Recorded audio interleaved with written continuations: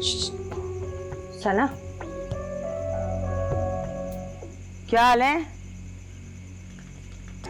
तुम क्यों आई हो यहाँ? घर है मेरा। किसने कहा ये तुम्हारा घर है? तुमने इस घर से रिश्ता उसी दिन तोड़ लिया था जिस दिन जुर्म के रास्ते पर पहला कदम रखा था। बात सुनो मेरी। इस घर पर मेरा भी उतना ही हक है जितना तुम्हारी इस लाडली का है। सना और तुम में बहुत फर्क है।